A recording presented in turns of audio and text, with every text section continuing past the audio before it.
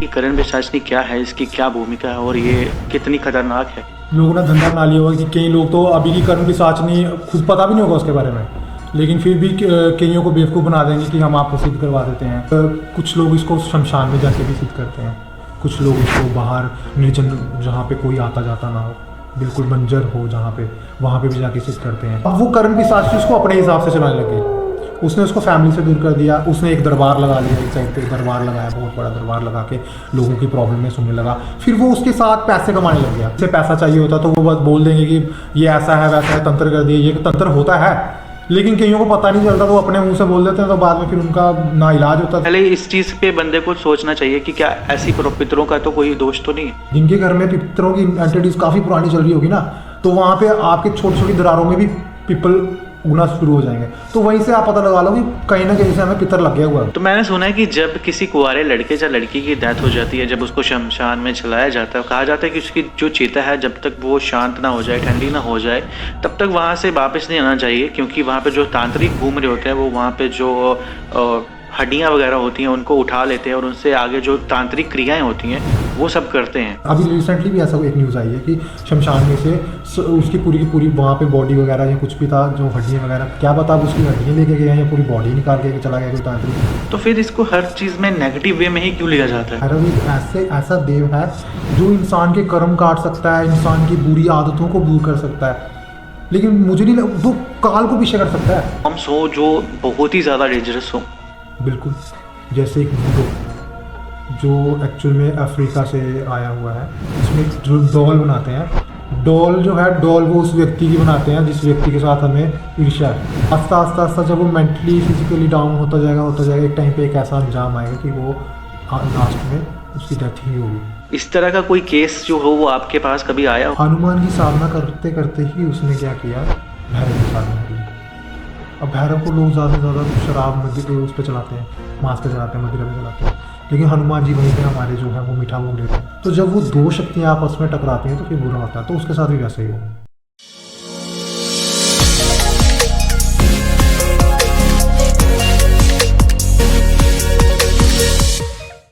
नमस्कार, मैं हूं गुलचैन वर्मा और आप देख रहे हैं जेके वायरल फीड पॉडकास्ट। एक बार फिर से हम आपके लिए ऐसे सवाल लेके आ चुके हैं जो आप हमारे पिछले पॉडकास्ट में खोज रहे थे। जिनके सवाल पिछले पॉडकास्ट में नहीं मिले वो सब सवाल जो हैं वो हम इसमें भी कवर करेंगे। जैसे हमने पिछली बार ब्लैक मैजिक, तंत्र और मंत्रों पर बात की थी, इस बार भी हम कुछ ऐसे क्वेश्चंस लेके आए हैं जिन पे अब इस पॉडकास्ट में बातचीत होगी। तो हमसे बात करने के लिए जुड़ चुके हैं महंत श्री राहुल गिरी महाराज जी, जो कि हमारे साथ पिछले पॉडकास्ट में भी हमारे गेस्ट थे। आपको बता दें कि महंत श्री राहुल गिरी महाराज जी, जो कि काल भैरव धाम के अध्यक्ष हैं और काल भैरव उपासक भी हैं। तो चलिए बिना किसी देरी के करते हैं हम पॉडकास्ट को शुरू और वार्तालाप करते हैं। तो महाराज जी, आपका हमारे चैनल पे बहुत बहुत स्वागत है। ओम नमो नारायण, जय श्री महाकाल। आपका बहुत बहुत शुक्रिया कि आपने मुझे इस काबिल समझा कि मैं आपके पॉडकास्ट में आके थोड़ा सा किसी को ज्ञान दे सकूं। तो सबसे पहले हम बात करेंगे करण पिशाचनी के बारे में। काफ़ी सारे लोग आजकल यूथ जो है वो इस पे यूट्यूब पे काफ़ी ज़्यादा सर्च कर रहे हैं और सर्च रिजल्ट में बहुत ज़्यादा जो खोजे जाने वाली चीज़ है वो यही है। तो हम आपसे यही जानना चाहते हैं कि करण पिशाचनी क्या है, इसकी क्या भूमिका है और ये कितनी खतरनाक है।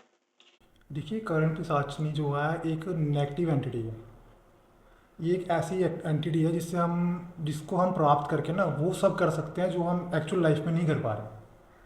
जैसे कि पहले के टाइम पे करण पिशाचनी इसलिए की जाती थी कि हम किसी की खबर रख सकें, कि कोई हमारे बारे में क्या सोच रहा है और क्या कर रहा है। बस अब पुराने ज़माने में तो ये सब के लिए करते थे, और आजकल इसको लोगों ने धंधा बना लिया हुआ है। कि कई लोग तो अभी की करण पिशाचनी खुद पता भी नहीं होगा उसके बारे में, लेकिन फिर भी कईयों को बेवकूफ़ बना देंगे कि हम आपको सिद्ध करवा देते हैं या कुछ भी करवा देते हैं। तो जब वो सिद्ध करवाने के लिए बैठ जाते हैं कि हम करेंगे ये सिद्ध, लेकिन वो कर नहीं पाते हैं, तो बाद में वही एंटिटी उनका पूरा बुरा हाल कर देती है, उनकी लाइफ बिल्कुल स्पॉइल हो जाती है। तो करण पिशाचनी एक बहुत डेंजरस एंटिटी है। तो जो ब्लैक मैजिक है और इसका क्या करण पिशाचनी से क्या कोई लिंक है? हाँ बिल्कुल है, करण पिशाचनी से लिंक है, क्योंकि ब्लैक मैजिक जो है वो एक हम गलत के लिए करते हैं, किसी का बुरा चाहने के लिए करते हैं। तो करण पिशाचनी वही एंटिटी है। पिशाच है ना ये, तो ये बुरा ही करेगी, किसी का अच्छा तो करेगी नहीं। कुछ लोग हैं जो यूट्यूब पे ये क्लेम करते हैं कि मैंने करण पिशाचनी सिद्ध की हुई है, बट वो किसी का बुरा नहीं करती, मैं उसका अच्छा ही करवाती हूँ। लोगों मतलब जो उनके पास आते हैं लोग अपनी प्रॉब्लम लेके, बोलते हैं कि मैं तो सबका अच्छा ही करती हूँ। देखो, अपनी अपनी सोच है। अब आप करण पिशाचनी से अच्छा करवा रहे हो, किस तरीके से आपने उसको सिद्ध किया है, किस तरीके से आपने उसके साथ वादे किए हैं, अब आप उस पर कैसे चलो। अब एक गलत एंटिटी आप उसको अच्छे से चलाओगे तो वो तो नहीं चल पाएगी ना कहीं जाके वो इफेक्ट करेगी करेगी। तो जो ये लोग कहते हैं कि हमने करण पिशाचनी सिद्ध की है और हम लोगों का अच्छा कर रहे हैं, हो सकता है कर रहे होंगे, लेकिन ये एक गलत एंटिटी है, ये किसी का सही नहीं कर सकती है।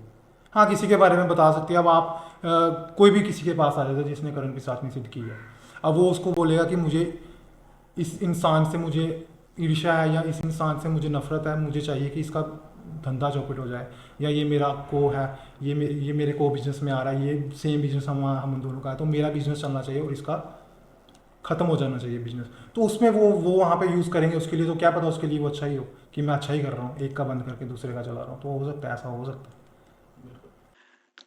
ये जो करण पिशाचनी है, इसको सिद्ध करने के लिए किस तरह की जो साधना है वो की जाती है, और कितने दिन का ये प्रोसेस होता है, कितनी कठिनाइयाँ होती हैं इन सब चीज़ों में? देखिए, वो तो गुरु परंपरा पे होती है ना, किस गुरु ने किस हिसाब से करण पिशाचनी की है, और वो आगे अपने जो शिष्य बना रहा है उसको किस तरीके से वो सिखाएगा। वैसे तो उसका लॉन्ग प्रोसीजर भी हो सकता है, शॉर्ट भी हो सकता है। ये 11 दिनों में भी सिद्ध हो जाती है, 3 दिनों में भी सिद्ध हो जाती है, 40 दिनों में भी सिद्ध हो जाती है। अब वो गुरु पे है, गुरु ने किस परंपरा के तौर पे उसको सिद्ध किया है और वो अपने शिष्य को कैसे सिद्ध करवा रहा है। पर ये सिद्ध करना, इसको सिद्ध करना इतना मुश्किल भी नहीं है और इतना आसान भी नहीं है। कुछ लोग आजकल गुरु तो छोड़िए, बस यूट्यूब गूगल से जो सारी चीज़ें हैं वो देखते हैं, वो ही उसी से अप्लाई करते हैं। वो गलत है, वो नहीं करना चाहिए आपको।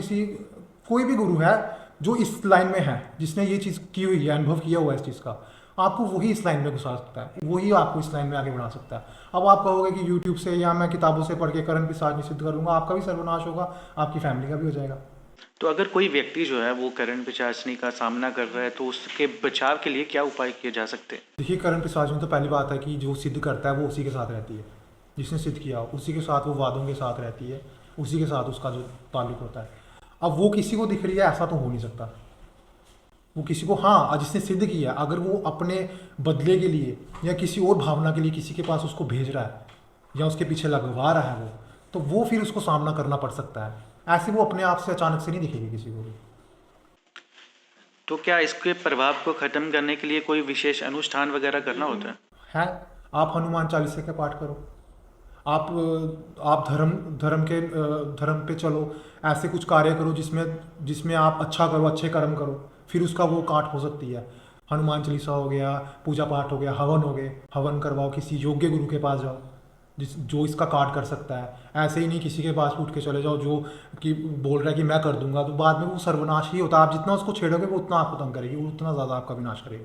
तो जैसा कि करण पिशाचनी के बारे में जितना मैंने स्टडी किया है, तो माना मतलब कि उसमें यही कहा जाता है कि जो करण पिशाचनी जो सिद्ध करता है, वो आपके साथ फिजिकल होती है। तो मतलब कि इसको फिर जो मेल है वो ही सिद्ध कर सकता है, या फीमेल भी सिद्ध करता है इसको? देखिए, पहली बात तो ये है कि जब आप पिशाचनी सिद्ध कर रहे हो, कोई मेल एक पिशाचनी सिद्ध कर रहा है, उसको पहले तो उसके साथ कोई रिलेशन बनाना पड़ेगा, चाहे वो कोई भी रिलेशन बनाए। लेकिन जो भी वो रिलेशन बनाएगा ना, फिर वो उसकी लाइफ में वो एग्जिस्ट नहीं करेगा।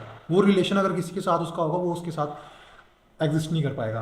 पर ये है कि जब आप करंट पिशाचनी सिद्ध कर रहे हो ना, वो आपकी डिज़ायर सारी पूरी करेगी, बट उसकी खुद की भी कुछ डिज़ायर्स होंगी जो वो आपसे पूरा करवाएंगी, तो वो करना पड़ता है। तो मेल फीमेल दोनों कर सकते हैं, लेकिन इसमें फ़र्क ये आ जाता है कि जो मेल होते हैं वो करंट पिशाचनी सिद्ध करती हैं, जो फीमेल्स होती हैं वो पिशाच सिद्ध करते हैं। और अब बेसिकली ये बैठता आपके कान के पास ही है, या बैठती आपके कान के पास ही है।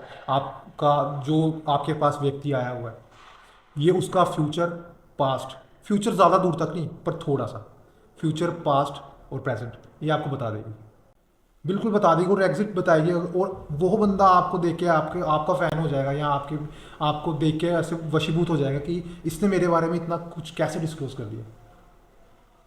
तो बेसिकली ये लोग इसीलिए इसको सिद्ध करते हैं। एक तो ये ऐसी एंटिटी है जो जल्दी प्राप्त हो जाती है, लेकिन इसका एंड बहुत बुरा है। ये एंड आपका आपका कुल विनाश कर देगी। करण पिशाच अगर आपको ये ऐसी एंटिटी, अगर आपको उसको करना है सिर्फ, पर आपको फैमिली से दूर रहना पड़ेगा, नहीं तो ये सर्वनाश कर देगी, फैमिली का सर्वनाश कर देगी, आपको एकदम अकेला कर देगी। तो ये जो करण पिशाच है इसको सिद्ध करने के लिए कोई स्पेसिफिक जगह होती है, या कहाँ से, मतलब लोग कहाँ से इसको सिद्ध कर सकते कुछ लोग इसको शमशान में जाके भी सिद्ध करते हैं। कुछ लोग इसको बाहर निर्जन, जहाँ पे कोई आता जाता ना हो, बिल्कुल बंजर हो जहाँ पे, वहाँ पे भी जाके सिद्ध करते हैं। ये यही इन्हीं जगहों पे सिद्ध होते हैं जहाँ पे नेगेटिविटी ज़्यादा है, नेगेटिव ऊर्जा ज़्यादा है। ये जहाँ पे पॉजिटिव ऊर्जा होगी वहाँ पे तो सिद्ध कर नहीं पाओगे आप। जहाँ पे नेगेटिव ऊर्जा ज़्यादा है वहाँ पे कुछ इसको देवी के रूप में भी लेते हैं, लेकिन ये वो देवी नहीं है जिनकी हम पूजा अर्चना करते हैं।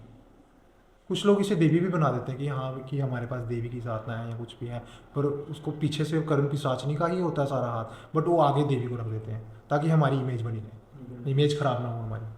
तो आपकी नॉलेज में कोई ऐसा इंसान है जिसने ये करण पिशाच जो है वो सिद्ध की हो, और इसके जो इम्पैक्ट्स हैं क्या उसकी लाइफ पे हुए, या फिर जो भी उनकी लाइफ में जो घटनाएं होती हैं इन सब चीज़ों के बाद कुछ ना कुछ इम्पैक्ट तो आपकी लाइफ पे होता ही है? जी है, ऐसा तो एक ऐसा इंसिडेंट मुझे याद है, लेकिन ज़्यादा इसको मैं ज़्यादा खींचूंगा नहीं, थोड़ा शॉर्ट में ही बता दूंगा। एक ऐसा व्यक्ति था जो रेलवे में था, रेलवे में था तो उसकी ना, बहुत पुरानी बात है ये, वो रेलवे में था तो उसकी जो कमाई थी उससे उसकी फैमिली नहीं चल पा रही थी। तो एक बार वो रेलवे में बैठा हुआ था तो वहाँ पे किसी कोई एक तांत्रिक उस रेल में यात्रा कर रहा था। तो जब वो यात्रा करता उस समय, वो जब उसके पास गया, वो टीटी था उस टाइम पे, तो जब वो उसके पास गया तो उसने उसको बताया कि मेरे पास टिकट नहीं है, मेरे पास टिकट नहीं है तो मैं टिकट नहीं दे सकता हूँ, तो आप मुझे अगर आगे सफ़र करवाना चाहते हो तो आपका बहुत शुक्रिया होगा। तो उसके बाद उसने उसको सफ़र करने दिया। जब उसने सफ़र करने दिया तो फिर वो उस तांत्रिक ने उसे क्या किया कि आशीर्वाद के तौर पे बोला कि उसने उसको पूरा हाल बता दिया, क्योंकि उसके पास भी करण पिशाच नहीं थी। उसने उसका घर का पूरा हाल बता दिया कि तेरे घर में ऐसा ऐसा है, तू ऐसे है, तेरे घर में फाइनेंशियली बहुत प्रॉब्लम है, ये है वो, मैं तुझे एक ऐसी चीज़ देता हूँ जिसकी वजह से तू पैसों में दिन ब दिन पैसों में खेलेगा और हर बड़े बड़े वर्ग के लोग पॉलिटिशियंस तेरे पास आके बैठेंगे। तो उसने उसकी बात सुन ली और उसने उसको अपने वहाँ पे बुलाया जहाँ पे वो पूजा अर्चना करता था। फिर वहाँ पे वो, जब वो उस दिन उस रात को गया तो उसने उसको वहाँ पे वो साधना करवाई करण पिशाचनी की। जब उसने साधना करवाई तो जब उसने उसको साधना करी तो उसने उसके साथ शादी कर ली। इसके साथ एक रिलेशन बनाना पड़ता है, चाहे वो किसी भी चीज़ का रिलेशन। उसने उसके साथ शादी करी कि मैं तेरे साथ आज के बाद शादी करूंगा। फिर उसने उसकी डिज़ायर्स पूछी, उसने उसकी डिज़ायर्स पूछी, एक दूसरे के साथ डिज़ायर पूछ के उन्होंने एक दूसरे को वचन दिया। वचन बंद करके उसने एक ही वचन बोला हुआ था कि तूने मेरे बारे में किसी को बताना नहीं है, और जब मुझे तेरी ज़रूरत होगी तूने मेरे साथ खड़े होना है आके, लेकिन तूने मेरे बारे में किसी को नहीं बताना है। करण पिशाच ने उस व्यक्ति को बोला। पर एक टाइम पे ऐसा आया कि वो जब उसने उसके साथ वचन हो गए, फिर उसका जो तांत्रिक गुरु था जिसने उसको इस चीज़ में दीक्षा दी, फिर वो जब वापस किया उसने उसको पूरा बताया कि तूने ये हिसाब करना है। अब वो करण पिशाच उसको अपने हिसाब से चलाने लग गए। उसने उसको फैमिली से दूर कर दिया। उसने एक दरबार लगा लिया, एक साइड पे दरबार लगाया, बहुत बड़ा दरबार लगा के लोगों की प्रॉब्लम में सुनने लगा। फिर वो उसके साथ पैसे कमाने लग गया। अब जैसे जुए वगैरह खेलते हैं लोग तो कुछ नंबर्स वगैरह होते हैं, ये कुछ भी, वो ये चीज़ भी उसमें भी ये बहुत वो कारगर होती है। वो वहाँ पे भी बता देगी कि आपका ये जो आप क्रिकेट में भी उसको होता कि इतने पैसे बैट लगेगी, तो उसको पूछते थे आके तो वो बता देता। उसमें वो क्या करता था कि अपनी पेमेंट रखवा लेता था। एक टाइम पे वो जब वो उसकी करण पिशाच की बात नहीं सुनने लगा, जो वो उसकी डिजायर्स थी वो पूरी नहीं करने लगा, तो एक्चुअल में उसके साथ इंटरकोर्स करना होता है। तो वो जब वो नहीं करने लगा, वो तंग पड़ गया, उसने उसकी फैमिली से भी उसको दूर कर दिया, सब कुछ खत्म हो गया। एक उसका बच्चा था, उसने उसको भी मार दिया उसमें क्रोध में आके कि ये जो है मेरी बात नहीं सुन रहा है। एक टाइम पे ऐसा होगा कि उसके पास आगे आके, पहले तो वो बहुत अच्छा चला, उसके पास करोड़ों करोड़ों रुपए आ गए, बहुत पैसा आया, लेकिन जब उसका डाउनफॉल आया ना, वो भी उसी की वजह से आया। फिर वो आस्ता आस्ता आस्ता आस्ता डाउनफॉल होता गया। फिर उसने एक बार ऐसा दरबार लगा हुआ था तो उसने दरबार में बता दिया कि मेरे पास ये है। जब उसने बताया तो फिर उसके बाद उसको आवाज़ें लगाते रहा, वो नहीं आई। फिर वो जितने भी वहाँ पे लोग बैठे हुए थे, जो जो उसके पास सवाल लेके आए हुए थे, वो उनके सवालों का जवाब नहीं दे पाया, क्योंकि वो बात, उसका वचन टूट गया था। वो वापस चले गए, लेकिन उसने उसको छोड़ा नहीं। अब वो उसको आस्ता आस्ता आस्ता उसको मारने के ऊपर आ गई कि मैं इसको अब मार दूंगी, खत्म कर दूंगी, क्योंकि ये लाश इसका ये है कि ये मार देगी आपको। फिर लेकिन ये खानदान में रहेगी, उसके कुल में रहेगी, आगे जाके कहीं ना कहीं पकड़ी जाएगी कि ये इसके कुल में किसी ने सिद्ध की थी। फिर वहाँ पे जब वो नहीं ठीक होने लगा, जब वहाँ पे उसको ज़्यादा प्रॉब्लम आने लगी, फिर उसकी जो वाइफ थी उसने एक पुजारी के साथ, एक पंडित लगा लो, उसके साथ उसने जब बात की तो फिर उसने वहाँ पे एक अनुष्ठान करवाया। अनुष्ठान नरसिंह भगवान का करवाया। जब नरसिंह भगवान का अनुष्ठान वहाँ पे किया गया, फिर जाके उस करण पिशाचनी को उससे दूर किया गया, फिर उसकी लाइफ बच गई। तो ये आपको कहीं ना कहीं पैसों में भी ले आएगी, आपको फेम भी दे देगी, लेकिन जब आप आपका बुरा करने पे आएगी ना, तो ये नहीं देखेगी कि आपकी फैमिली खत्म हो रही है या आप खत्म हो रहे। तो देखा जाए तो ये बिल्कुल गलत है, इसको नहीं करना चाहिए। और मैं उन गुरुओं को भी कहता हूँ जो ये चीज़ें अपने शिष्यों को सिखाते हैं, ये ऐसा ना सिखाएं, क्योंकि उनका कुल नाश हो जाएगा, आपको क्या मिलेगा। तो जैसे हमने पिछले पॉडकास्ट में बात की थी पितरों के बारे में, काफ़ी सारी बातें उसमें हुई थी, काफ़ी सारी उसमें रह गई थी क्योंकि टाइम इतना था नहीं। इस बार हम इस पे थोड़ा सा डिटेल में जानेंगे आपसे कि ये जो पितरों के बारे में बात करें तो पितर जो हैं वे पितर दोष क्या है और किसी व्यक्ति के जीवन में ये कैसे प्रकट होता है। देखिए, पितर दोष जो है एक्चुअल में हमारे यहाँ के लोगों को ना, एक तो पितरों के बारे में सही करके पता ही नहीं है कि पितर कितनी पीढ़ियों के हैं। कईयों को पता होगा, लेकिन कुछ ना अपने से ही बोल देते हैं, उसकी वजह से थोड़ी सी गलत इन्फॉर्मेशन बाहर चले जाती है। और पितर जो है, पितर कुंडली में भी होते हैं, और पितर जो है पितर गृहस्थी में भी आके वास करते हैं। जब कुंडली में होता है तो वो एक व्यक्ति को ही नुकसान पहुंचाएंगे, लेकिन वो क्यों पितर कुंडली में क्यों आ रहे हैं, इसका कारण भी है। घर में आ रहे हैं उसका भी कारण है, पितर कुंडली में क्यों आ रहे हैं इसका भी कारण है। अगर कोई व्यक्ति जो पितर ऋण से पैदा हुआ, ऋण के साथ पैदा, उसके ऊपर पितर ऋण है, तो उसमें जब बुध की, शुक्र की और राहु की दशा चलती है ना, अगर बुध शुक्र राहु आपके नाइन्थ में, फिफ्थ में या सेकंड इन हाउस में होगा, तो आपको पितर दोष, पितर ऋण होगा, पितर दोष आपको लगा रहेगा। तो उसकी फिर पूजा अर्चनाएं होती हैं, पूजाएं करते हैं, फिर जाके वो पितर ऋण से दूर होता है। लेकिन जो पितर दोष घर में प्रकट होते हैं, पितर जो होते हैं, उसमें पितर भी टाइप्स में आते हैं। कुछ पितर जो होते हैं पितर सिद्ध में आते हैं, जो सिद्ध मतलब कि एक भगवान के रूप में बैठ जाते हैं, देव बन जाते हैं, जिनको हम पितर देव कहते हैं। वो आपको आशीर्वाद देने के लिए आएंगे, कभी भी आएंगे ना, आपकी फैमिली में आ रहे हैं, कुछ भी कर रहे हैं, वो आपको आशीर्वाद के तौर पे आएंगे कि आपको आशीर्वाद देके वापस हो जाएंगे। एक पितर राक्ष आ जाता है, जो पितर मतलब कि वो पितर एक ऐसी एंटिटी होती है जो हमारे घर में हमारी तरह ही रहना शुरू कर देते हैं, जैसे हम रह रहे हैं। वो जब वहाँ पे आते हैं तो वो वहाँ पे नुकसान करना शुरू कर देते हैं। वो वहाँ पे नुकसान करेंगे। फैमिली में शादियां अगर हो रही हैं टूटेंगी, अगर हो चुकी हैं वो भी टूट जाएंगी, अगर नहीं हो रही है, अगर रिश्ते हो रहे हैं तो वो टूटते जाएंगे। अगर ऐसा भी नहीं हो रहा है तो यहाँ तो फिर ज़्यादा से ज़्यादा आपको फाइनेंशियली वीक कर देंगे, बिल्कुल फाइनेंशियली, मेंटली आपकी हेल्थ इशू आ जाएंगे, मेंटली आपको ख़राब कर देंगे। आप 24 घंटे किसी ना किसी विचार में रहोगे, किसी ना किसी थॉट्स में रहोगे, आपका काम करने का मन नहीं करेगा, आपका किसी के साथ बात करने का मन नहीं करेगा। आप घर में रह के ऐसे, घर में कला क्लेश तो जाएगी नहीं। अगर आपके घर में पितर आ जाएंगे ना, कला क्लेश तो जाएगी नहीं। लोग कहते हैं कि किसी ने कुछ कर दिया या किसी ने कुछ करा दिया है, तो वो चीज़ वो मतलब कि उससे पहले इस चीज़ पे बंदे को सोचना चाहिए कि क्या ऐसी पितरों का तो कोई दोष तो नहीं है। पितर दो वो चीज़ अलग, करना कराना अलग आ गया। जब आपके घर में पितर ही आ गया ना, तो कोई क्या करेगा, कुछ भी नहीं होगा, वो पितर ही आपका बुरा हाल कर देंगे, क्योंकि वो पितर राक्षस बन के आपके घर में बैठे हुए हैं, एक एंटिटी बन के बैठे हुए हैं, प्रेत एंटिटी। तो वो आपका सर्वनाश करेंगे ही करेंगे। पर आज के ज़माने में जैसे ये चीज़ काफ़ी ज़्यादा फैली हुई है, तो लोग सबसे पहले यही सोचते हैं कि ऐसा ही कुछ हुआ होगा। वो एक्चुअल में क्या होता है, वो कुछ ऐसे, मैं क्या बोलूँ, कुछ ऐसे तांत्रिकों की वजह से होता है, या कि कुछ ऐसे साधकों की वजह से होता है, जिनको फाइनेंशियली थोड़ा सा किसी से पैसा चाहिए होता है, तो वो बस बोल देंगे कि ये ऐसा है वैसा है, तंत्र कर दिए, ये तंत्र होता है। लेकिन कईयों को पता नहीं चलता, तो अपने मुंह से बोल देते हैं, तो बाद में फिर उनका ना इलाज होता है। तो फिर उनके जो बिलीफ होते हैं वो भी उनके ऊपर क्या, उनको सभी को, फिर वो सभी को एक जैसा सोचने लग जाते हैं कि अगर उसने हमारे साथ ऐसा किया तो ये भी वैसा ही होगा, तो ये भी हमारे साथ कहीं ना कहीं पैसा खाएगा और हमारा इलाज नहीं होगा तो निकल जाएगा साइड में। तो इसके जो है इसके प्रभाव को कम करने के लिए किस तरह के अनुष्ठान किए जाते हैं। इसका प्रभाव, आप उनका श्राद्ध करो, ब्राह्मण भोज करो, हवन करवाओ, पितरों के नाम के हवन करवाओ, तर्पण करवाओ, उससे इनको शांति मिलती है। गीता का पाठ रखो, गीता का पाठ करवाओ, उससे इनको शांति मिलती है। और पीपल को पानी चढ़ाओ, गाय की सेवा करो, तब पितर शांत होते हैं। गाय को सेवा करो, उनको जो है उनका जो चारा है, उनको चारा जो भी गाय को लगता है, घास जो भी है वो दो उसको।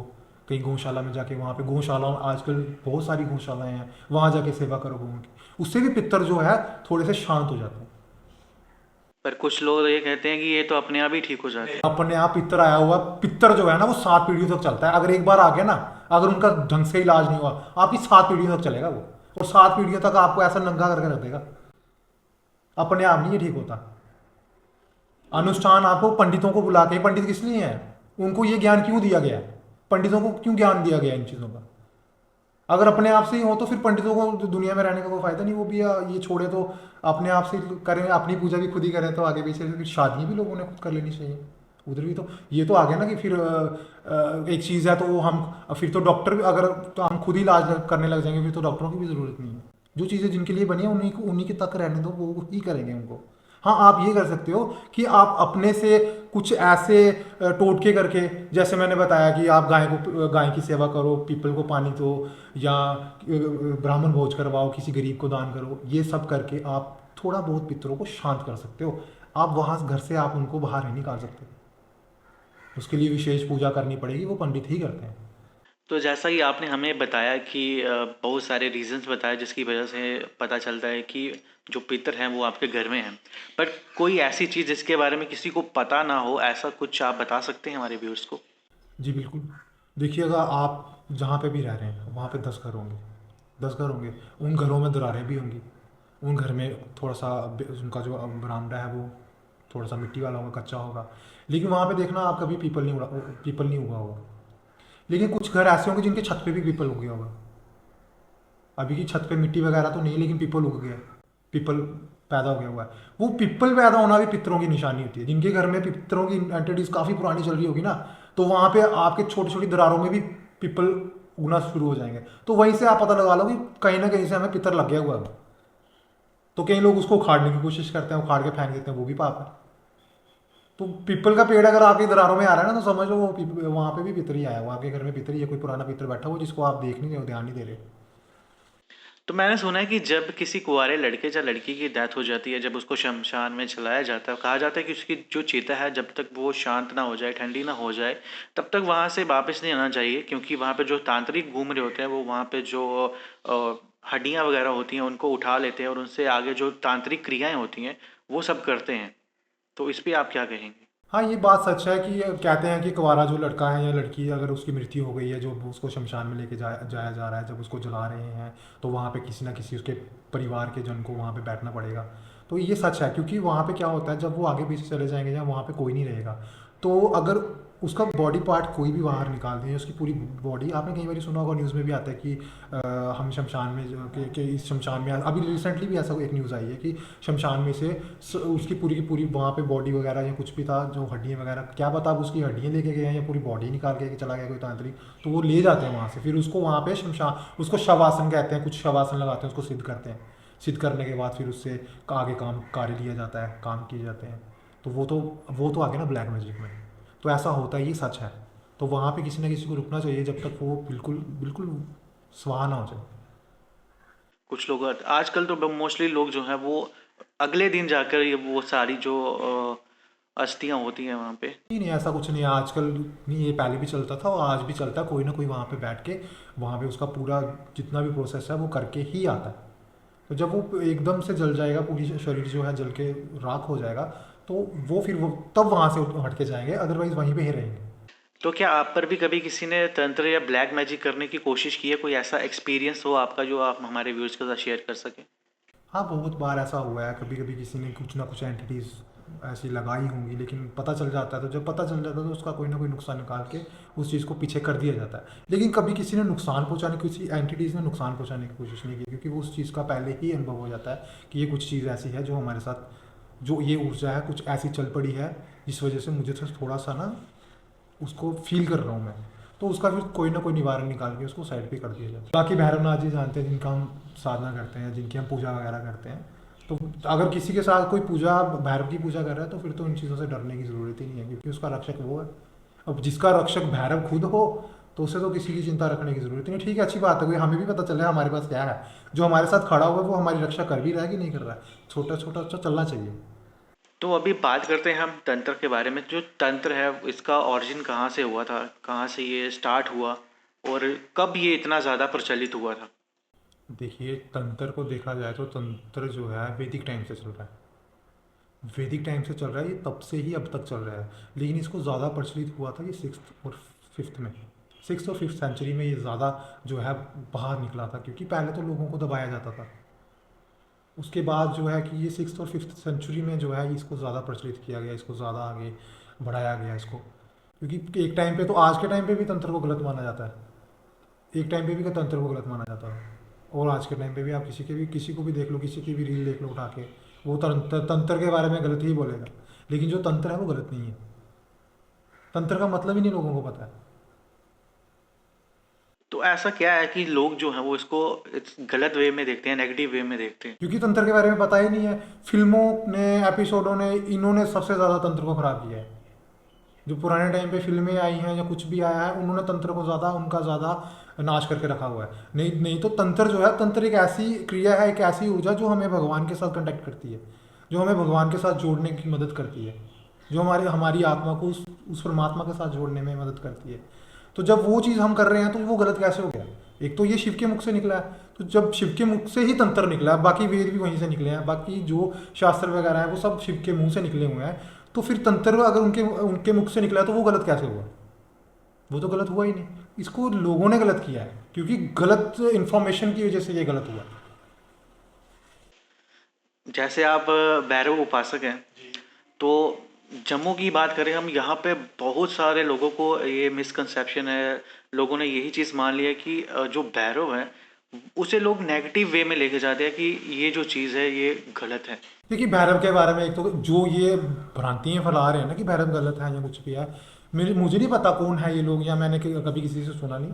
लेकिन ये है कि भैरव जो है, भैरव के पहले भैरव के बारे में पहचानो, भैरव है कौन है, भैरव तत्व के बारे में जानो, भैरव है क्या चीज़।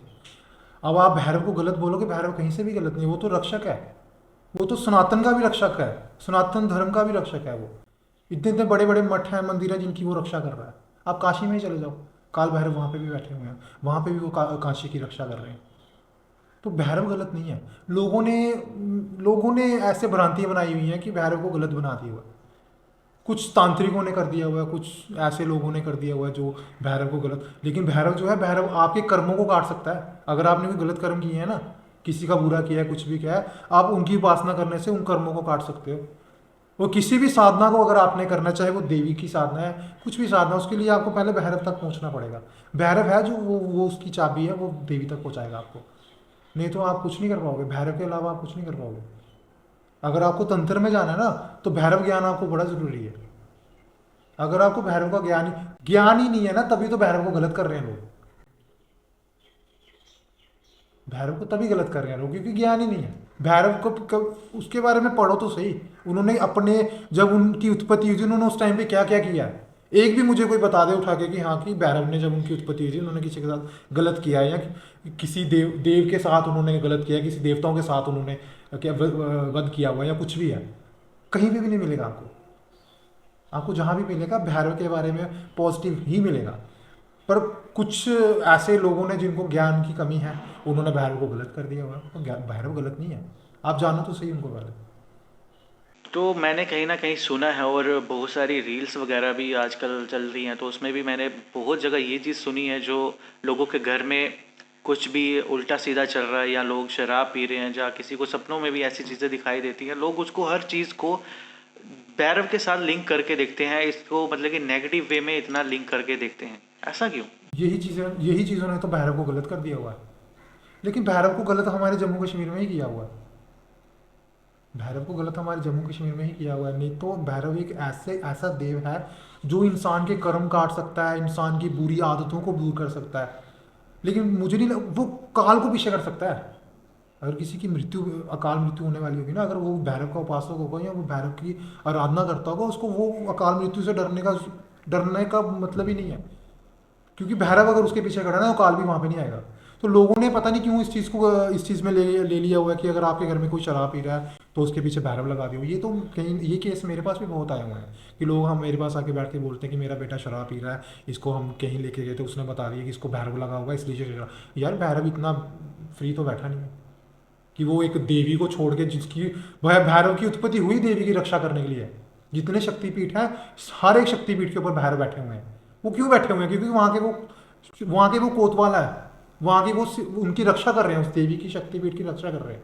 अब आपने कितने प्राचीन बातें सुनी होंगी कि वहाँ पे मुगलों ने मंदिर तोड़ दिए, ये तोड़ दिया। जहाँ पे भैरव बैठा हो वहाँ का मुझे एक मंदिर बता दो कि टूटा हो, देवी का कोई एक मंदिर भी बता दो जहाँ पे किसी ने, मुगल ने तोड़ा होगा उस मंदिर को, या किसी अंग्रेजों के टाइम पे किसी अंग्रेज ने तोड़ा होगा। एक भी मंदिर नहीं है। वो क्योंकि वहाँ की वो रक्षा कर रहा है, और भैरव इतना फ्री बैठा हुआ कि वहाँ से उठ के आपके बच्चों के पीछे लग जाएगा या आपके घर में आके कला कलेश कर देगा। ऐसा तो नहीं हो सकता ना। तो फिर इसको हर चीज़ में नेगेटिव वे में ही क्यों लिया जाता है? एक्चुअली कॉन्सेप्ट क्लियर नहीं है। देखिए कॉन्सेप्ट क्लियर किस लिए नहीं है, क्योंकि जो मंत्र होते हैं ना, मंत्रों में कुछ ऐसे मंत्र होते हैं जो भैरव के मंत्र जैसे होंगे ना, अब वो लोग अगर वो सिद्ध कर लेंगे ना, उसमें एंटिटी कुछ और सिद्ध होगी, क्योंकि उस मंत्र से उस एंटिटी को बांधा जाएगा। लेकिन वो भैरव का मंत्र होगा तो लोग कह देंगे कि इसने भैरव सिद्ध किया है, इस इंसान ने भैरव सिद्ध किया और इसने हमारे घर में ये सब किया हुआ, काला कलेश करवाई हुई है। तो बदनाम कौन हो रहा है? भैरव हो रहा है। क्योंकि कई लोग क्या करते हैं, एंटिटीज कुछ सिद्ध कर लेते हैं और नाम वो उस देव का कर देते हैं जिस देव का वो मंत्र है। अब किसी ने मसान सिद्ध किया है, मसान आप भैरव के मंत्र से बांध सकते हो आराम से। अब आप किसी को नहीं बताना चाहोगे कि मेरे को मसान सिद्ध है, आप बोल दोगे भैरव सिद्ध है, तो लोग भी तो यही सोचेंगे, आप मंदिर भैरव का बना दो तो अब लोग तो यही सोचेंगे कि हाँ जी इसने भैरव सिद्ध किया हुआ है और यही हमारे घर में कला, इस वजह से भैरव जो है नेगेटिव हो गया हुआ है। तो ये जो ब्लैक मैजिक है और ये तंत्र जो है, इन दोनों में क्या चीज़, मतलब कि क्या फ़र्क है इन दोनों में? देखो जो तंत्र है, तंत्र का मतलब है हमें एक ऊर्जा के साथ कनेक्ट करता है। वो कनेक्ट करता है एक ऊर्जा, ऊर्जा वो जो पॉजिटिव है, जो ब्रह्मांड हमें है, जो तंत्र हमें एक्चुअली में ब्रह्मांड के साथ, वो मंत्रों के उच्चारण से हमें ब्रह्मांड तक लेके जाता है, एक देव शक्ति के साथ जोड़ता है। वहीं पे आप ब्लैक मैजिक को देख लो, ब्लैक मैजिक जो है वो हमें नेगेटिव, जो उसके अलावा जो दुनिया है, जो उसके अलावा ब्रह्मांड के अलावा जो दुनिया है जहाँ पे सिर्फ नेगेटिव ऊर्जाएं हैं, नेगेटिव एंटिटीज हैं, वो ब्लैक मैजिक हमें वहाँ पे कनेक्ट करता है। लेकिन आजकल के टाइम पे तंत्र को और ब्लैक मैजिक को लोगों ने साथ में कोलैब करके एक जैसा कर दिया, वो इसी वजह से जो है तंत्र भी बदनाम हो रहा है।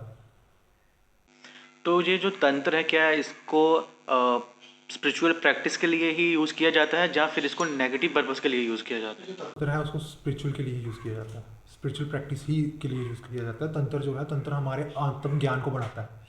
जब हम तंत्र के तौर पे किसी देव के साथ जुड़ने की कोशिश करेंगे ना, तो हमें आत्म ज्ञान आएगा।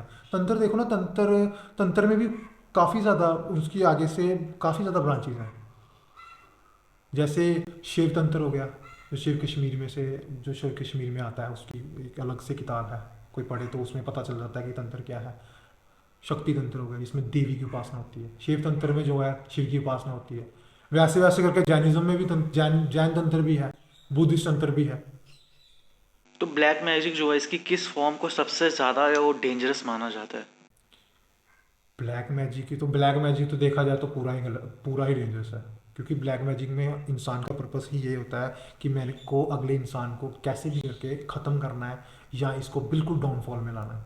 तो उसकी सारी ही फॉर्म गलत है। तो चलिए, इसको ज़्यादा डिस्क्लोज ना करते हुए कोई एक दो ऐसी फॉर्म्स हो जो बहुत ही ज़्यादा डेंजरस हो। बिल्कुल। जैसे एक वुडो, जो एक्चुअल में अफ्रीका से आया हुआ है, उसमें एक डॉल बनाते हैं। डॉल जो है, डॉल वो उस व्यक्ति की बनाते हैं जिस व्यक्ति के साथ हमें ईर्ष्या है, हमें उसको अब बुरा करना है या बुरा चाहना है उसका। तो जब हम वो उसको करते हैं तो फिर उस पर हम कुछ ऐसी प्रैक्टिस होती है जिसकी वजह से उसका नाश हो जाता है। उसका जब नाश होता है, नाश होने की वजह से या तो वो बिल्कुल ही डाउनफॉल में चला जाएगा, बिल्कुल ख़त्म हो जाएगा। मेंटली उसको बिल्कुल ख़त्म करना, फिजिकली ख़त्म करना, मेंटली, फाइनेंशियली, वुडो उसके काम आता है। और उसका एक और पार्ट है जिसको हम संतंत्रा कह सकते हैं, जिसमें मंत्रों के उच्चारण से हम किसी का बुरा कर सकते हैं। वो भी फॉर्म बहुत डेंजरस है। उसमें मंत्रों के उच्चारण से किसी की सोल को है जो है नुकसान पहुंचा सकते हैं। और उसके बाद एक और आता है सोल बाइंडिंग, जिसमें हम सोल को कनेक्ट करते हैं। वो भी एक किस्म से इंसान को मानसिक संतुलन बिल्कुल ख़त्म कर देती है बंदे का। तो जैसे अभी आपने हमें तीन इसके फॉर्म्स बताए, जैसे अभी वुडो की बात की आपने, तो ये क्या इंडिया में भी प्रैक्टिस किया जाता है और किस लेवल पे ये प्रैक्टिस किया जाता है? इंडिया में भी प्रैक्टिस होती है इसकी, लेकिन इंडिया में ना आप लगा लो थोड़ा छुपके होती होगी। बाहर इसको बिल्कुल ओपनली करते हैं, ओपन में करते अफ्रीका में ज़्यादा इसका वो है, आया ये अफ्रीका इजिप्ट से ही है। लेकिन वहाँ पे इसको ज़्यादा है। इंडिया में जो है, इंडिया में ज़्यादा से ज़्यादा संतंत्र करते हैं लोग, मंत्रों के उच्चारण से किसी का सर्वनाश करते हैं। बाहर जो है, बाहर वुडो ज़्यादा है। तो ब्लैक मैजिक या तंत्र का जो साइड इफेक्ट होता है वो कैसा होता है अगर इसे सही तरीके से प्रैक्टिस ना किया जाए? देखिए अगर आप तो खुद से कर रहे हो ना, चाहे वो तंत्र है चाहे ब्लैक मैजिक है, अगर आप खुद से कर रहे हो, कहीं से पढ़ के कर रहे हो या यूट्यूब पे, आजकल यूट्यूब पे तो लोग कर ही रहे हैं, मंत्र दे रहे हैं, विधियाँ दे रहे हैं, वो भी आधी अधूरी, तो उसमें क्या होता है, उसमें आपका आपका टोटली सर्वनाश हो जाएगा। आप फिजिकली भी डैमेज हो जाओगे, मेंटली भी वो आपको इफेक्ट करेगा। तंत्र और ब्लैक मैजिक आपको बहुत दूर तक हिट कर सकता है, बहुत ज़्यादा दूर तक, और इतना डीप हिट कर सकता है कि इसका फिर आगे जाके कोई इलाज नहीं कर पाएगा। तो कहीं से सुन के या कहीं से मंत्र उठा के ना इसकी प्रैक्टिस करो। तो ब्लैक मैजिक के अंदर कौन से रिचुअल्स या प्रैक्टिस सबसे डेंजरस मानने जाते हैं? ब्लैक मैजिक में जो है, ब्लैक मैजिक में सबसे ज़्यादा डेंजरस एक तो वशीकरण करना, किसी को अपने वश में वशीभूत कर देना और उससे वो काम करवाने जो गलत है। ये सबसे ज़्यादा डेंजरस है, डेंजरस फॉर्म है इसकी। दूसरा है कि किसी को नुकसान करवाना। जैसे कई लोग कहते हैं कि कई लोग कहते हैं ना कि ब्लैक मैजिक करने की वजह से इसकी मृत्यु हो गई, वो भी इसी फॉर्म में आता है, पर वो वुडू में आ जाता है। जैसे उसके बाल, नाखून, कपड़ा, कुछ भी किसी के तांत्रिक के हाथ में आ जाए, या किसी ऐसे इंसान के हाथ में आ जाए जिसने ब्लैक मैजिक की प्रैक्टिस की हुई है, तो वो वहाँ जाके उसका जो है सर्वनाश कर सकता है। जगदम नहीं होगा, लेकिन वो जब वो रिचुअल्स करेगा ना, आस्ता आस्ता आस्ता जब वो मेंटली फिजिकली डाउन होता जाएगा, एक टाइम पे एक ऐसा अंजाम आएगा कि वो लास्ट में उसकी डेथ ही होगी उसको, क्योंकि सही ढंग से उसका इलाज नहीं होगा तो उसकी डेथ हो जाएगी। तो ये सबसे गंदी फॉर्म है इसकी। एक तो किसी को वश में कर लेना, सोल बाइंडिंग, जो मैं जैसे पहले बताया मैंने कि सोल को कनेक्ट कर लेते हैं, तो सोल कनेक्ट करने की वजह से भी काफ़ी नुकसान होता है, फिजिकली भी होता है, डैमेज डैमेज हो जाता है, मेंटली भी फिर डैमेज हो जाता है इंसान। तो ये जो कुछ फॉर्म्स हैं जो बहुत खतरनाक है। तो तंत्र में जो मंत्र होते हैं उनको किस तरह से पावर दिया जाता है और उन्हें किस टाइम पे जाप करने से ज़्यादा जो है वो इफ़ेक्ट होता है? देखिए, तंत्र में जो है, तंत्र में अलग अलग फॉर्म्स हैं, यंत्र, मंत्र और तंत्र। कुछ लोग जो है वो मंत्रों के उच्चारण से ही जो है देह प्राप्ति करते हैं, कुछ लोग यंत्रों के हिसाब से, कुछ लोग दोनों के हिसाब से करते हैं। यंत्र भी सामने रखेंगे, अगर यंत्र नहीं होगी तो कुछ प्रतिमा वगैरह, कोई विग्रह वगैरह उनका आ जाएगा, तो उनकी उपासना करने में आसानी हो जाती है। तो बेसिकली यंत्र और मंत्र ही हैं जो इसमें सहायक होते हैं। और इसको देखा जाए तो ये जो है, जब पूर्णमासी हो, पूर्णमासी पे इसका ज़्यादा, तो उस टाइम पे क्योंकि देव शक्ति बहुत एक्टिव होती है, तो उस टाइम पे अगर इनकी इनकी प्रैक्टिस की जाए तो वो कारगर होती है, वो अच्छा इफेक्ट देती है। और देखा जाए तंत्र में जो है 12 से लेके 3 बजे तक आप प्रैक्टिस कर सकते हो, कोई साधना कर सकते हो, 3 से लेके 4 ब्रह्म मुहूर्त में, इसमें भी आप जो है प्रैक्टिस कर सकते हो। तो ये कुछ टाइम है स्पेसिफिक जो तंत्र करने के लिए, किसी चीज़ को, किसी चीज़ का जाप करने के लिए, ये जो टाइम है ये बहुत अच्छा है। इस टाइम पे आप किसी के, क्योंकि उस टाइम पे नेचर भी आपका साथ दे रहा होता है। तो क्या तंत्र जो है इसकी प्रैक्टिस को मॉडर्न स्पिरिचुअल कम्युनिटीज होती हैं जो वो एक्सेप्ट करती हैं या इसको वो क्रिटिसाइज करते हैं? ये इसका जवाब तो बड़ा मुश्किल है, क्योंकि तंत्र में है क्या कि कुछ ही कुछ ही गुरुज हैं, जो कुछ ही तांत्रिक हैं जो किसी को उसकी अच्छी फॉर्म में उसको ढाल रहे हैं। ज़्यादा से ज़्यादा धोखा ही हो रहा है आज के टाइम पे। तो कई लोग इसको इसको गलत भी मान रहे हैं इसी वजह से, और कई लोग जो है जिनके साथ अच्छे गुरु जुड़े हुए हैं, जिन्होंने अच्छा ज्ञान प्राप्त किया और वो अपने शिष्य को भी ऐसा प्राप्त ज्ञान प्राप्ति के लिए आगे बढ़ा रहे हैं, तो फिर वहाँ पे जो है, वहाँ पे लोग इसको मिला जुला फल ले रहे हैं, मिला जुला सोच रहे हैं कि कई लोगों के लिए तो तंत्र बुरा है बिल्कुल ही, तो कई लोगों के लिए तो अच्छा भी है। तो महाराज जी, तंत्र को अपनी लाइफ में कैसे सेफली जो है वो इम्प्लीमेंट किया जा सकता है बिना किसी नेगेटिव कॉन्सिक्वेंस के साथ? अगर आप किसी अच्छे गुरु के चरण में हो, जिन्होंने पारंपरिक तरीके से अपने गुरु से भी सीखा है, उन्होंने अपने गुरु से सीखा है, जब वहाँ पे उस साइड पे आप, अगर आप जा रहे हो ना किसी अच्छे योग्य गुरु के पास जा रहे हो, तो फिर ये आपको नुकसान कहीं नहीं पहुँचा पाएगा। तंत्र आपको, क्योंकि आपकी प्रैक्टिस आपके गुरु के हाथों हो रही है, क्योंकि उन्होंने भी उसी चीज़ पे प्रैक्टिस की है जिस पे वो आपको करवाया, तो फिर इसमें तो ऐसा कुछ होगा ही नहीं। तो महाराज जी, क्या तंत्र की प्रैक्टिस को किसी स्पेसिफिक गुरु या टीचर के अंदर सीखना ज़रूरी है जहाँ खुद से भी इसे किया जा सकता है? देखिए, अगर आपको ज्ञान है तो आप खुद से कर लो, लेकिन अगर आपको सीखना है, अगर आपको खुद से ज्ञान है तो आप कर सकते हो, लेकिन उसका कोई फल नहीं मिलेगा। हाँ, एक स्पेसिफिक गुरु होना चाहिए जो आपको इस लाइन में टीच कर पाए, जो आपको इस लाइन में आगे बढ़ा पाए, जिसको खुद भी पता है कि मेरे को क्या किया हुआ है और मैंने इसको क्या करवाना है। अगर आपका गुरु ऐसा नहीं होगा ना, अगर आपका गुरु ही बिल्कुल उसको भी नहीं पता होगा कुछ भी, तो आपका आपको आपका बेवकूफ़ बनाता रहेगा कि नहीं, मैं ये सब है, मेरे पास ये सब है, मेरे पास इतने मंत्र है, इतने तंत्र है। एक एक इंसान एक ही मंत्र में पूरी ज़िंदगी निकाल सकता है। एक ही देव शक्ति के साथ। अब कुछ लोग कहते हैं कि नहीं, हमारे पास भैरव भी है, हनुमान जी भी हैं, देव भी हैं, सब कुछ है। इतना कुछ मेरे को नहीं लगता कि कोई गुरु रख पाएगा। हाँ, शब्द रख सकता है, लेकिन एक गुरु जो है, या तो वो भैरव उपासक हो सकता है, या वो देवी उपासक हो सकता है, या वो फिर हनुमान जी का उपासक हो सकता है। अगर ऐसा कोई गुरु है जिसने जिसकी उपासना की है, उसके पास अगर आप जाके प्रैक्टिस कर रहे हो, तो ना आपको नुकसान है, ना गुरु को नुकसान है, ना आपकी फैमिली को कभी नुकसान होगा उस चीज़ को लेकर। तुम्हारा जैसे कुछ लोग होते हैं वो कहते हैं कि मैंने देवी भी सिद्ध की है, हनुमान सिद्ध किए हैं, वैरव सिद्ध किए हुए हैं। तो क्या एक इंसान इतनी सारी शक्तियां हैं जो वो उसको सिद्ध कर सकता है? ये पॉसिबल नहीं है। ये पॉसिबल नहीं है। हाँ, ऐसा हो सकता है कि अगर आपको देवी तक पहुंचना है ना, तो आप भैरव का जो है साथ लेके देवी तक पहुंच सकते हो, साधना कर सकते हो। लेकिन आपको भैरव को करने में इतना टाइम लग जाएगा कि आप देवी तक पहुंच ही नहीं पाओगे। तो एक व्यक्ति जो है अपनी पूरी लाइफ में, जितनी उसकी लाइफ है, वो एक ही देव शक्ति की सेवा कर सकता है, एक ही देव शक्ति की पूजा कर सकता है। हाँ, उनसे सिद्धियां ले सकता है, उनसे कई प्रकार की उसको सिद्धियाँ प्राप्ति हो सकती है। लेकिन ये कहना कहीं ना कहीं गलत है कि मेरे पास भैरव भी है, मेरे पास काली माता भी है, मेरे पास हनुमान भी। अगर आपके पास भैरव है, हनुमान कैसे आपके पास हो सकता है? क्योंकि भैरव को लोग, कुछ लोग जो है, ज़्यादातर भैरव को कोई भी जो है दक्षिणा मार्ग के साथ करता ही नहीं सिद्ध, वो उसको हमेशा वाम मार्ग के साथ सिद्ध करता है। जब वाम मार्ग में हम उसको बलि देते हैं और कुछ ऐसी चीज़ें उसके आगे अर्पण करते हैं, तो वहाँ पे अगर आप एक साइड पे आप उसको इस हिसाब से चला रहे हो कि आप उसको बलि दे रहे हो या ये करो, फिर उसके साथ आप एक ऐसी शक्ति कैसे रख सकते हो जो बिल्कुल वैष्णव है? तो ये पॉसिबल नहीं है। आप एक देव शक्ति के साथ ही चल सकते हो। हाँ, उनसे आप सिद्धियाँ प्राप्ति कर सकते हो, उनसे आप कुछ भी सिद्धि ले सकते हो, लेकिन उसमें भी टाइम लग जाता है। यहाँ तो कई लोग ऐसे दावा कर देते हैं कि नहीं, हमने 40 दिनों में ही सिद्धि कर ली है, या हमने 21 दिनों में सिद्धि कर ली। 21-40 दिनों में किसी चीज़ की भी सिद्धि नहीं हो सकती। हाँ, एक बैड एंटिटी कर सकते हो आप, एक कुछ ब्लैक मैजिक के तौर पर आप कुछ ऐसी एंटिटी सिद्ध कर सकते हो, जैसे भूत पिशाच प्रेत, ये हो गया, ये हो जाएगा, ये हो जाएगा। लेकिन इनको करने के लिए भी आपको कहीं ना कहीं देव शक्ति का साथ लेना पड़ेगा, क्योंकि उस टाइम पे भी आपके साथ ऐसी एंटिटीज आ सकती हैं जो आपका सर्वनाश कर देंगी, आपको पता भी नहीं चलेगा कि क्या चीज़ हुई है हमारे साथ। सारा जीवन आप रहोगे ऐसे ही।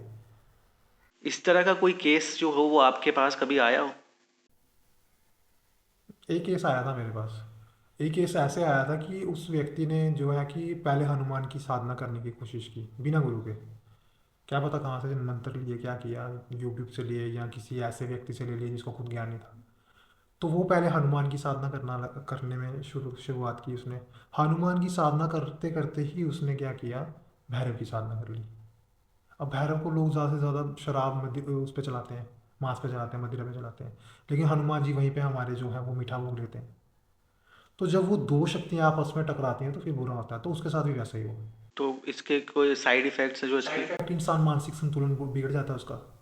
साधना एक बहुत उच्च कोटि की चीज़ें हैं। जब हम किसी चीज़ को साधना साधना करते हैं या साधना करने की कोशिश करते हैं, उसमें हमारे संकल्प होते हैं, वचन होते हैं, उन वचनों पे रहना पड़ता है। वो साधना जब एक बार शुरू कर ली, फिर उसी देव के साथ आगे तक चलानी पड़ती है और उसको ख़त्म करके आगे। साधना का एंड तो नहीं है, लेकिन ये है कि हमें उसको पूरा प्रॉपर करना पड़ता है। अगर हम नहीं करेंगे या बीच में छोड़ देंगे, उसका भी बहुत बड़ा नुकसान है। तो जब आप एक शक्ति को लेके अगर नुकसान पा रहे हो, तो जब आप दो दो को डालोगे तो फिर तो आपका सर्वनाश हो जाएगा। बिल्कुल ही कुल तो चलेगा ही नहीं, बिल्कुल का आगे आप कुल ही नहीं बढ़ा पाओगे। तुम्हारा जी ब्लैक मैजिक को किसी पर अप्लाई करने से क्या कॉन्सिक्वेंसेस होते हैं और क्या इन्हें रिवर्स किया जा सकता है? ब्लैक मैजिक जब कोई करता है तो अगर तो पकड़ा जाए, अगर किसी पे किया हुआ क्रिया की हुई है, अगर वो पकड़ी जाए किसी किसी भी पंडित के थ्रू या किसी तांत्रिक के थ्रू अगर पकड़ी जाए, तो उसका उसका हल निकल जाता है। अगर वो टाइम पे नहीं पकड़ी जाए, अगर वो ऐसे टाइम पे पकड़ी जाए जब उसका पूरा स्टेज जो है, वो पूरा प्रोसेस जो है हो चुका है, तो फिर उसको बचाना बहुत मुश्किल है।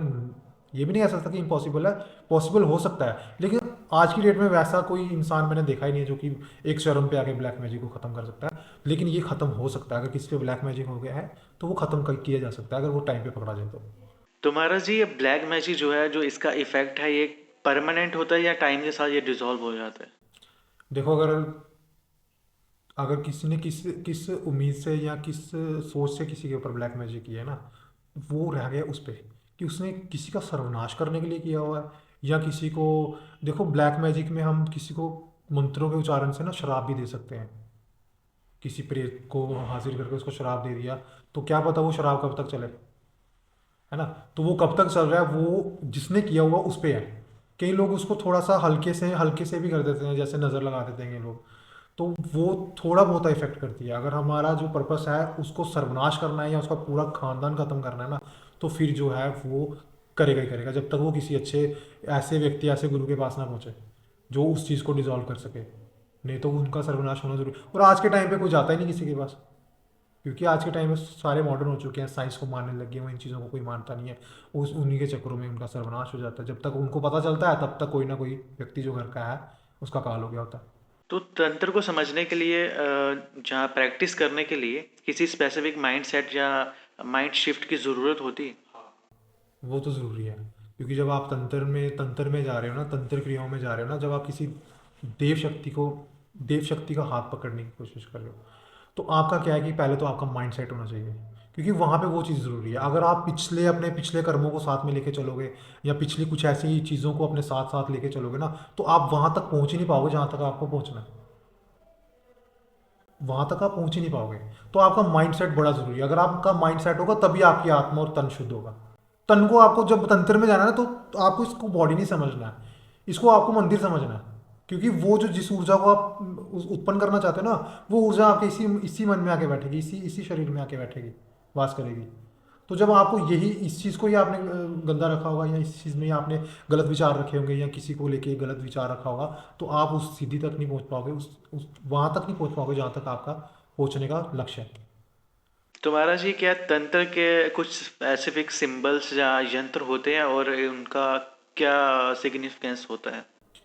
हाँ बिल्कुल होते हैं। जैसे मैंने बहुत पहले भी बताया आपको कि अब हम किसी भी देव शक्ति के साथ जुड़ने की कोशिश करते हैं, तो हम उस देव शक्ति का कोई यंत्र या उनका कोई विग्रह को स्थापित करके ही उसकी पूजा करते हैं।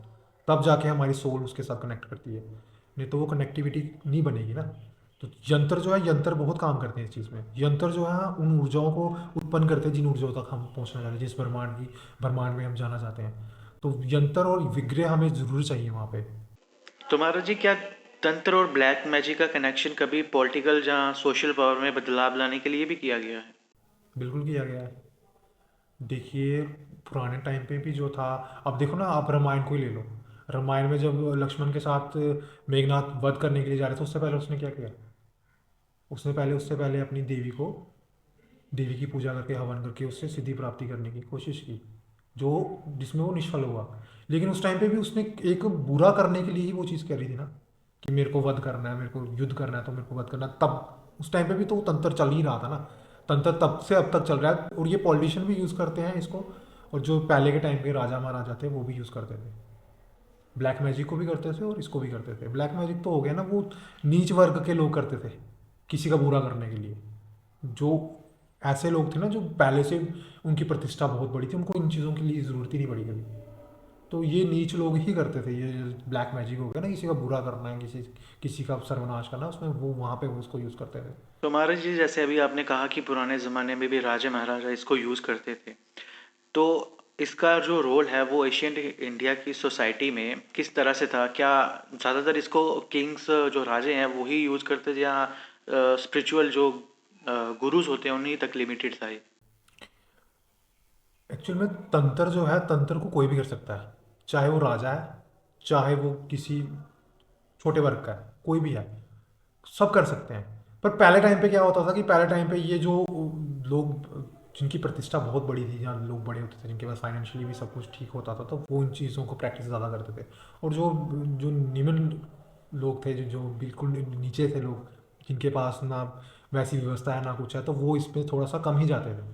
लेकिन राजा महाराजा अपनी प्रतिष्ठा के लिए इन चीज़ों को करते थे, ताकि वो दूसरे इलाके हैं या जो दूसरे राज्य हैं उनके ऊपर अपना प्रभाव बढ़ा सकें।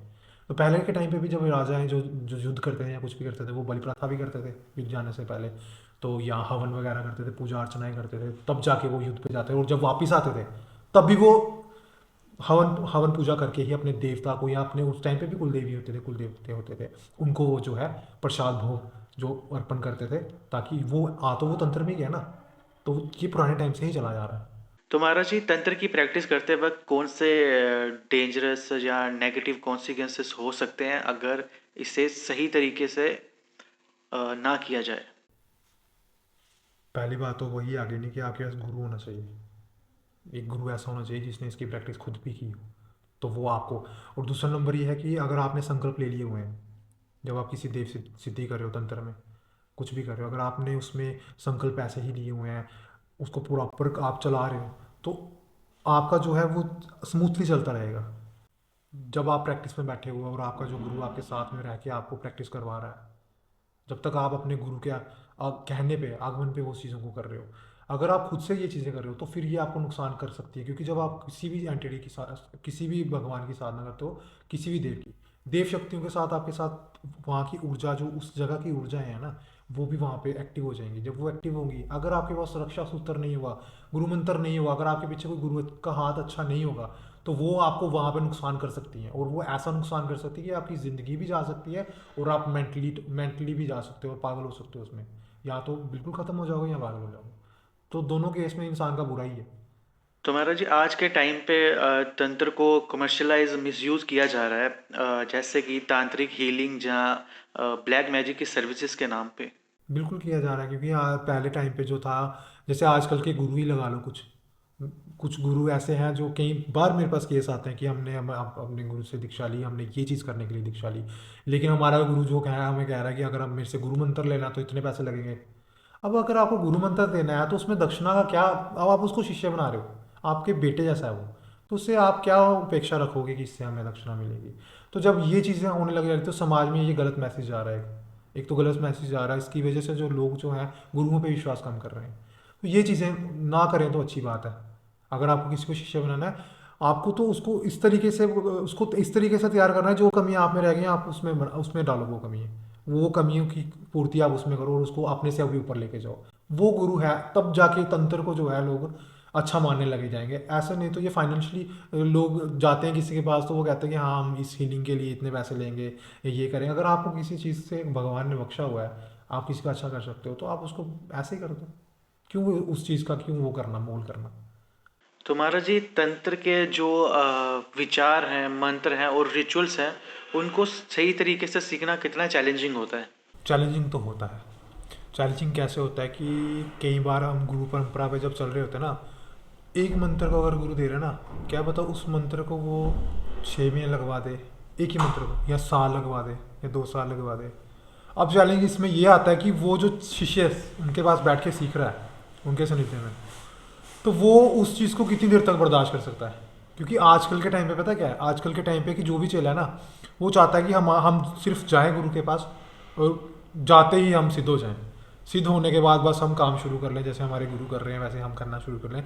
लेकिन वो उसके पीछे अपने गुरु की मेहनत नहीं देखते कि उन्होंने कहाँ तक मेहनत की है, और वो कहाँ से उठ के कहाँ तक आया और गुरु बन के हमें टीच कर रहे हैं। तो ये चैलेंजिंग होता है। कई बार गुरु ऐसे ऐसी परीक्षाएं लेते हैं जिसमें कई बार चेले चेले नहीं आगे पहुंच पाते, कि वो उन चैलेंजिंग को ही देख के पीछे हट जाते हैं। तो चैलेंजिंग होता है, ये बहुत चैलेंजिंग होता है। तो जैसे आपने कहा कि जो इसमें गुरु होते हैं, तो मैं ये इसी पे आता हूँ आगे, कि जो गुरु होते हैं उनका जो रोल है वो क्या होता है और उनका जो गाइडेंस है वो कितना इंपॉर्टेंट होता है इसमें? देखो, गुरु हमेशा यही कोशिश करता है कि जिस शिष्य को हमने अपने पास लाया, जो शिष्य हमारे पास क्या सीखने आया, उसमें हम उसको इतना ज़्यादा नियुक्त कर दें, उसमें वो इतना ज़्यादा पावरफुल हो जाए कि कल को उसका तो नाम कम होगा, गुरु का ज़्यादा होगा। तो गुरु यही कोशिश करता है कि उसका शिष्य जो है वो अपने से ऊपर रखे उसको, और वो ऊपर। और आजकल की गुरु परंपराओं में ऐसा है कि गुरु अपनी परंपरा, अगर उन्होंने परंपरागत सीखा हुआ है कुछ भी, अगर अपने गुरु से उन्होंने जाके परंपरा के तौर पे ही सब कुछ किया हुआ है, जैसे उनके गुरु ने किया है जिस हिसाब से, उसी हिसाब से उन्होंने किया है, तो वो अपने शिष्य को भी उसी हिसाब से रखेंगे। पर आजकल के शिष्य जो हैं, आजकल के शिष्य ज़्यादातर वेट नहीं करते हैं, क्योंकि कई बार तो कई गुरु ऐसे होते हैं 10-10 साल सिर्फ सेवा ही करवाते रहते हैं अपनी, ताकि वो देखते हैं कि इसमें कितना बल है मुझे संभालने का, या मेरी परीक्षाओं को संभालने का। अगर नहीं है तो कई शिष्य तो भाग जाते हैं, लेकिन अगर जो गुरु को समझ गया ना, तो वो कहीं नहीं भागेगा, उसका एंड गुरु के साथ ही है। तो जब वो गुरु के साथ चल के उनकी जो परीक्षाएं हैं, या जो भी उनसे वो टेस्ट ले रहे हैं, अगर उस टेस्ट पे पास होता है, फिर जाके गुरु जो है आगे के मार्ग पे उसको लेके जाता है। तो महाराज जी, क्या गुरु के बिना तंत्र को प्रॉपरली सीखना पॉसिबल है, जहाँ उनका होना ज़रूरी है? पॉसिबल तो नहीं है, क्योंकि अगर देखो ना, अब अगर हम स्कूल में जा रहे हैं, तो अब हमें कोई बोल देगा, आपको हम किताबें लेके दे देते हैं, आप खुद से पढ़ लो, तो वो तो आप पढ़ ही नहीं पाओगे ना। आप डायरेक्ट तंत्र को भी नहीं सीख सकते। जैसे पढ़ाई में भी नर्सरी से लेके आगे तक का होता है प्रोसेस, वैसे ही तंत्र में भी होता है। पहली बात तो पहले तो गुरु उनको उनको बैठना उठना सिखाएंगे कि बैठना उठना कैसे होता है, शरीर को कैसे बंधन का किया जाता है, आसन को कैसे बंधन किया जाता है, आसन की पूजा कैसे होती है, देव पूजा कैसे होती है। जब तक वो उसको नहीं समझ आएगा तो उसको डायरेक्ट अगर वो सिद्धि कहेगा कि मुझे सिद्धि में बैठना है तो वो सिद्धि करवा देगा, फिर तो उसका भी सर्वनाश है, खुद का भी है। तो ऐसी क्या स्पेसिफिक क्वालिटीज़ होती हैं एक गुरु को पहचानने में कि आप एक अच्छे गुरु को पहचान रहे हो, ऐसी कौन सी चीज़ें हैं? देखिए, एक तो गुरु के अंदर ईर्ष्या नहीं होनी चाहिए, और उसकी अगर एक चेला है चाहे 10 चेले हैं, अगर उसके सबके सब चेले एक समान है तो वो गुरु सर्वश्रेष्ठ है। और गुरु वो है जो धर्म के रास्ते पे आपको लेके जाए, और धर्म के रास्ते पे ना लेके जाए, धर्म के रास्ते पे लेके धार्मिक कार्य करवाए आपसे। वो गुरु है जो आपको ज्ञान की रोशनी दे, ज्ञान की तरफ लेके जाए। ये नहीं है कि समाज में क्या हो रहा है उस चीज़ पे डिस्कशन हो जाए, या कुछ ऐसा वैसा आगे पीछे की बातें। वो गुरु के पास जाके अगर हमें सुनने को मिल रही है तो वो हमारे गुरु बनने के लायक नहीं है। हाँ, अगर वो हमें हमारे परमात्मा तक लेके जा रहे हैं, तो फिर तो वो गुरु बनाने के लायक है। अगर जो हमें सिर्फ चमत्कार पे रख रहे हैं कि नहीं ये ऐसे चमत्कार होते हैं, वो हमें चमत्कार करके दिखा रहे हैं, ये हो, वो चमत्कार सिर्फ वहीं तक सीमित है, आप तक नहीं पहुंच पाएंगे, क्योंकि उसके पीछे क्या साइंस है वो आपको नहीं बताओगे। तो गुरु अगर बनाना ना, गुरु में एक एक गुण होते हैं।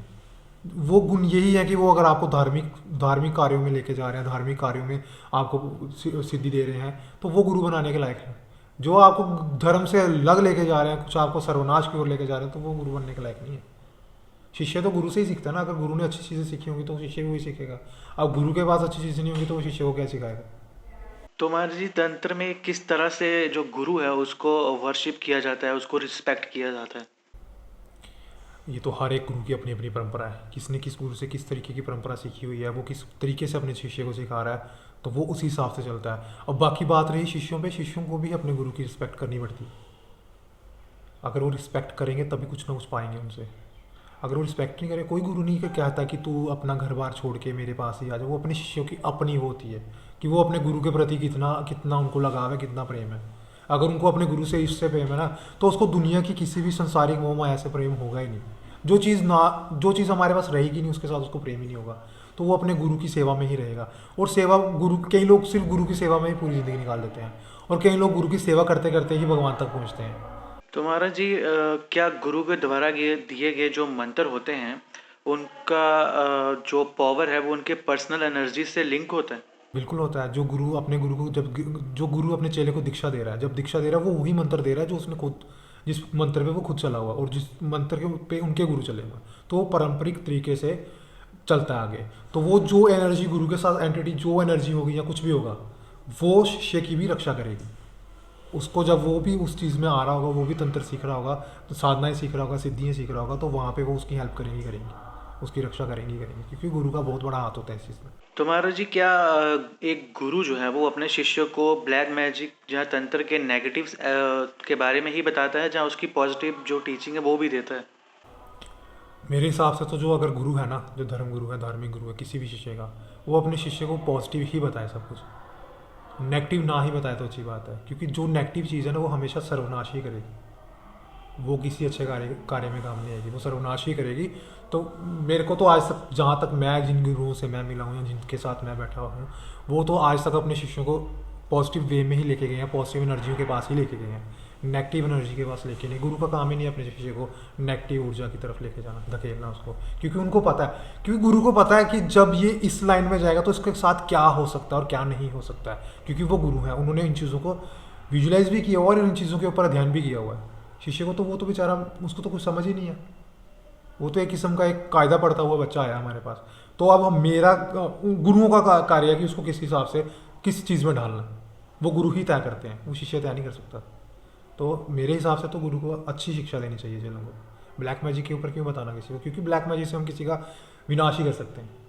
तो अगर हम उसको पॉजिटिव एनर्जीज को साथ टच करेंगे, उसको जोड़ेंगे, तो वो किसी ना किसी का तो कभी ना कभी आके अच्छा करेगा ही ना, तो उसको फल भी मिलेगा। नहीं तो कर्म खराब कर देगा अपने, और गुरु के तो होंगे ही होंगे, उसके भी हो जाएंगे।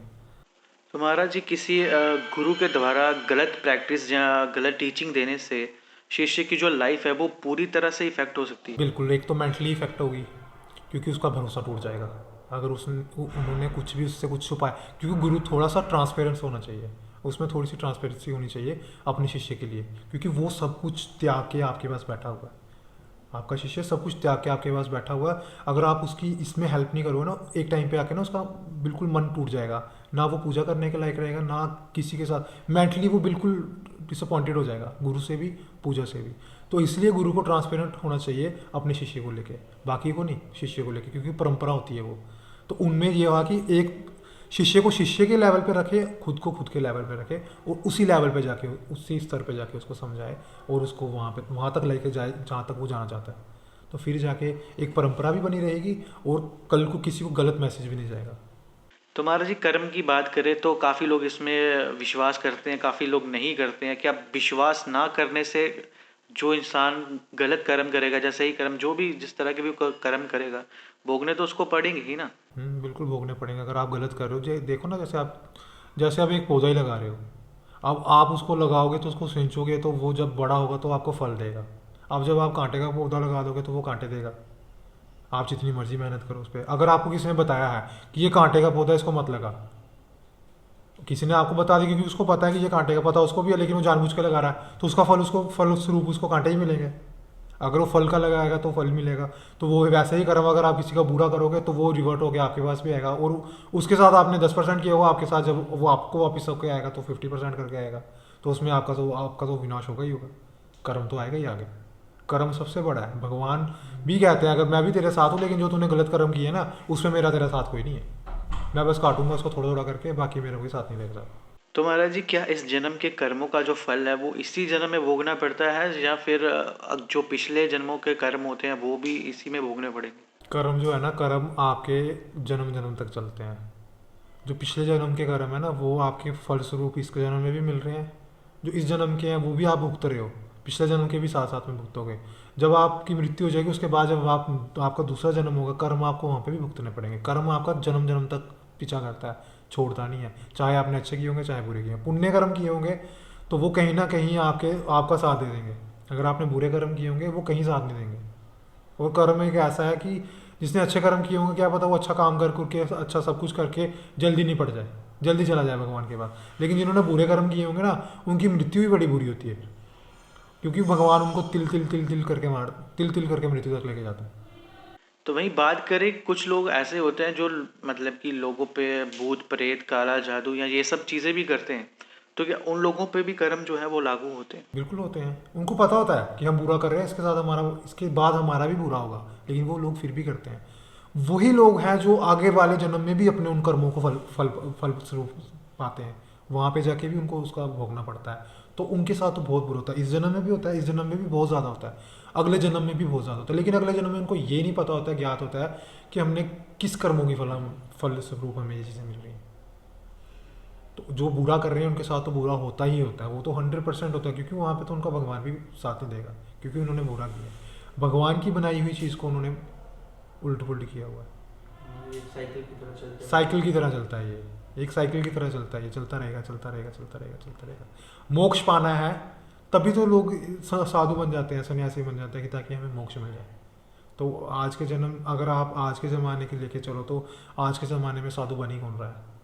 आस्ते आस्ते तो साधु खत्म ही हो रहे हैं, कोई नहीं बन रहा साधु, क्योंकि लोगों को ना मिसकंसेप्शंस की वजह से, कुछ लोग अगर पता भी है ना कि हम बुरा कर रहे हैं फिर भी करे जा रहे हैं, करे जा रहे हैं। हाँ, आपको इन बुराइयों से दूर एक चीज़ रख सकती है, वो है सत्संग। अगर आप सत्संग सुनो, रामायण पाठ सुनो, रामायण करो, ये चीज़ें आपको बता सकती है कि आपने अच्छे कर्म कब करने हैं, बुरे कब करने हैं। अगर आप यहाँ तक पहुँच जाओगे तो आपको मिनट मिनट में पता चलेगा कि हम बुरे कर्म कहाँ कर रहे हैं। जब आप सत्संग सुन रहे हो, सत्संग में जा रहे हो, फिर आपको आपके कर्मों का हिसाब पता चलेगा कि हम कहाँ कहाँ कौन से कर्म गलत करके आए हैं, जिनकी सजा में क्या क्या भुगतनी पड़ेगी। आजकल के टाइम पे लोग तो सुनते ही नहीं ये सब। मॉडर्न एजुकेशन है, मॉडर्न ज़माना है, आजकल लोग किसी और साइड पे चल रहे हैं। तो आज के पॉडकास्ट में फ़िलहाल इतना ही। अगले पॉडकास्ट में मिलेंगे आपके साथ फिर से कुछ नए सवालों के साथ। अगर आपके मन में भी कुछ सवाल हैं जो आप जानना चाहते हैं, तो आप हमें कमेंट्स के थ्रू अपने जो क्वेश्चंस हैं वो पूछ सकते हैं। और इसी तरह की और वीडियोस अगर आप देखना चाहते हैं तो हमारे चैनल को सब्सक्राइब कर लीजिए। इस वीडियो को लाइक करें और शेयर करें अपने दोस्तों के साथ, ताकि उन्हें भी ये इन्फॉर्मेशन मिल सके। तब तक के लिए बस राम राम, और मिलते हैं अगली वीडियो में।